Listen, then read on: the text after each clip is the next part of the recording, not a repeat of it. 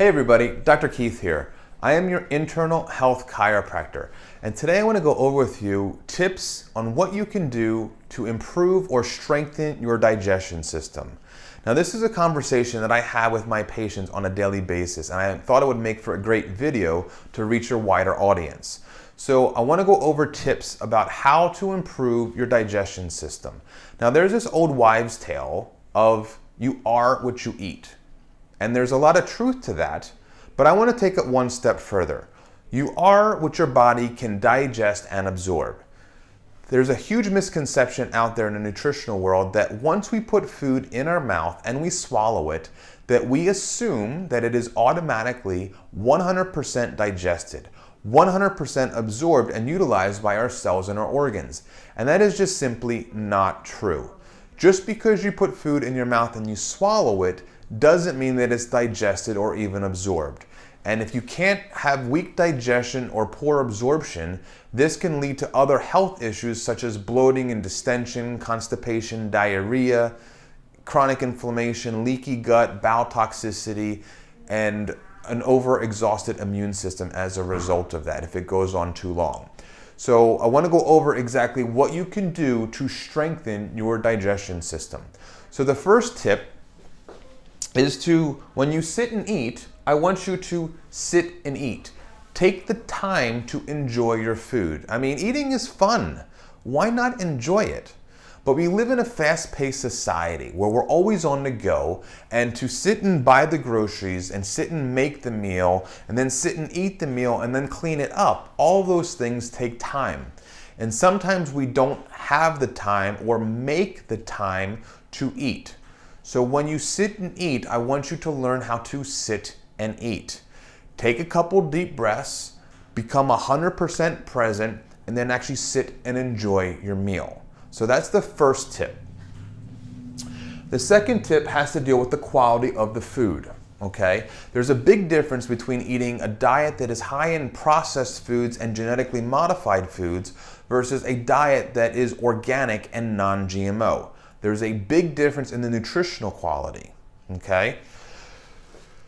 The third thing is portion-sized meals. When we go out to eat, we usually get family-sized dinners and we get an abundance of food. And we tend to overeat in one sitting. Well, when we overeat in one sitting, it is a lot harder for our digestion system and our digestion organs to digest our food. So eat portion-sized meals. Eat till you're about 80% full and then call it quits, okay? The fourth thing is chewing your food. Now, for whatever reason, this seems to be the hardest thing for people to do. And I tell my patients all the time, when you're sitting and eating, make sure you chew your food. Most people are so unconscious when it comes to chewing your food that they take 3 bites and they swallow their food whole. Well, I got news for you. Your stomach does not have teeth. So if you don't mechanically break it down in your mouth, then it's going to be a lot tougher on your digestion system and can cause other issues down there as well, like bloating or gas or constipation or diarrhea, leaky gut issues. Okay? So when you're chewing your food, I like to tell my patients to implement what I call as the fork rule, where you take a bite of food, then you stick the fork down, and then you simply chew. And you chew, and you chew, and you chew. And then you chew some more. Then you chew some more. Then you chew some more. So that bite becomes almost like a liquid soup before you actually swallow it. This will help your stomach and your digestion system significantly better than swallowing your food whole. Okay? So chew your food. The fifth thing is taking digestive enzymes. All right? Now, when you swallow food, that food sits in your stomach and it sits there for about 30 to 60 minutes until your stomach can concentrate enough hydrochloric acid to start the digestion process. Now, people think it's the hydrochloric acid that actually digests the food. It simply does not. The hydrochloric acid is there to then activate inactive enzymes that are then secreted by other stomach cells. So the hydrochloric acid is only to provide an environment that initiates and activates the enzyme and starts the digestion process. So if you're taking a digestive enzyme in a form of a capsule, then while that food is sitting there for 30 to 60 minutes, it is starting to digest the food while it's sitting there. Okay? And then the last thing is chiropractic adjustments. So if these other 5 things don't help to strengthen your digestion system or your digestion symptoms, then you may simply need to go and get adjusted as well. Because we have nerves that come out from the brainstem that come down and innervate the vagus nerve that innervates the stomach. Okay?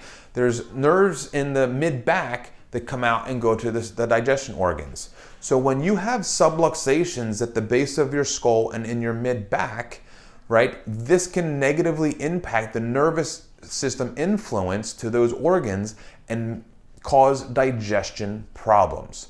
So the one thing I want you guys to notice on here is that these first 5 things you can have 100% control over. It's just about creating those habits to strengthen your digestion system. The last one, if you've got subluxations and you need to be adjusted, these are something that you simply can't do by yourself. You have to go to a chiropractor and you have to get adjusted. Okay? So I hope this information was helpful for you. Comment down below at least one thing that you've learned or what you're going to implement from this video. And if you enjoyed this video, I would appreciate you sharing it so that we can get other people engaged in this conversation. Because let's face it, digestion system and nutrition is huge when it comes to overall health. Because both health and disease begins in the gut. So, thanks for watching. I'm Dr. Keith.